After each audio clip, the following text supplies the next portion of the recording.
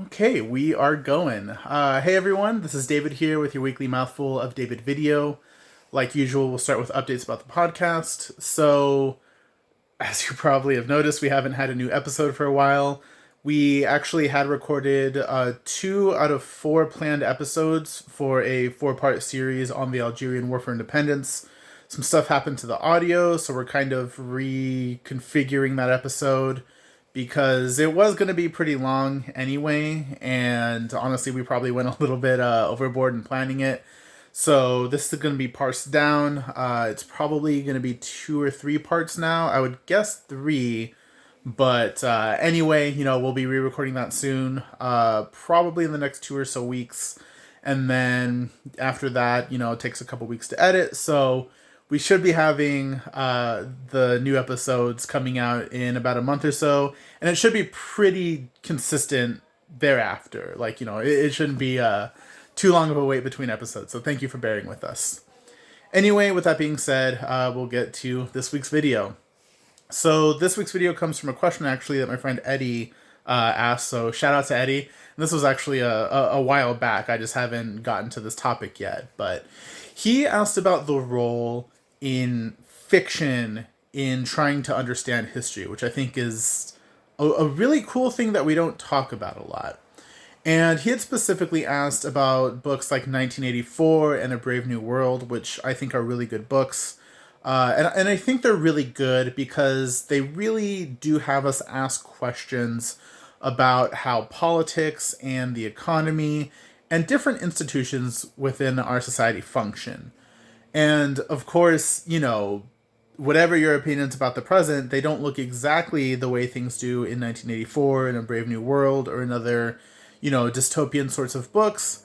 But the point of those books isn't to predict one for one, exactly detail by detail, what the present is to look like. The point really is to prevent or to show a future that we would ideally want to prevent, and do so by asking questions about power and, forms of government and economies that really create a stark, interesting, hard to ignore set of sort of values that you see presented that kind of jar you into thinking about these things in, the present.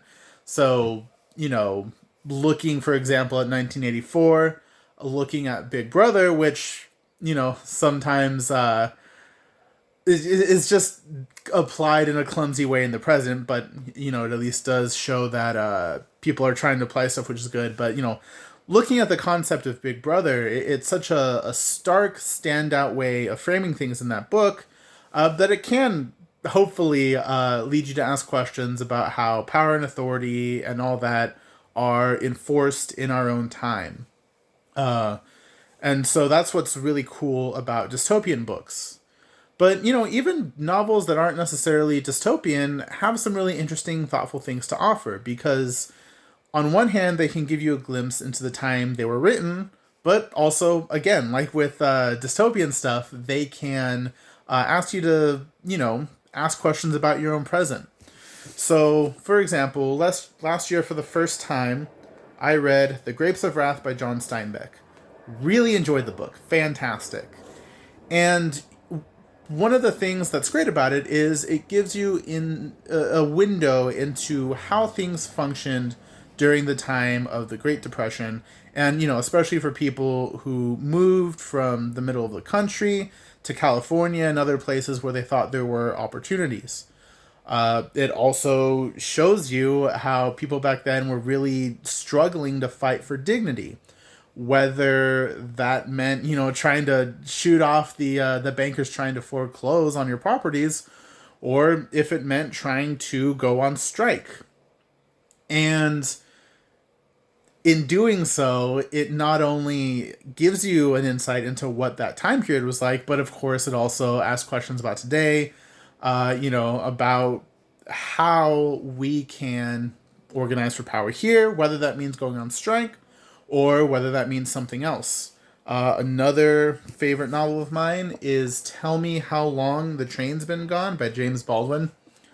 And a very different type of novel. It is about this black actor who has a heart attack on stage. And a lot of the book is actually spent sort of in the past with him reflecting on his life and the relationships with different people, in his life and everything, and what that all means.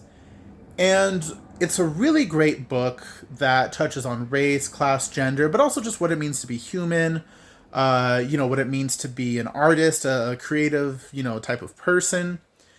And of course, it's written by James Baldwin. And if you've never read James Baldwin, his prose is fantastic. He was both a poet and a social critic. So, you have the beauty of a Dostoevsky, but also the wisdom of someone who was active in the civil rights movement. So just fantastically written book that makes you think about a lot. And again, gives you a window into how things were in the time that the book was written, which I believe that book specifically was written in either 1968 or 1972. So, around the time of 1970, basically. So, to wrap everything up, novels can be a really great way to get a more kind of personal view of how things were during a certain time period, and also, again, ask questions from the past that are still relevant to the present. So, thank you for listening, everyone. I guess I might as well say this now. Next week will be the last of these sorts of videos that I do. I've really sort of found myself scrounging for topic ideas. This specific one I'd actually meant to do for a while. I just hadn't gotten around to it. But I've otherwise just had trouble finding topics to cover in these videos.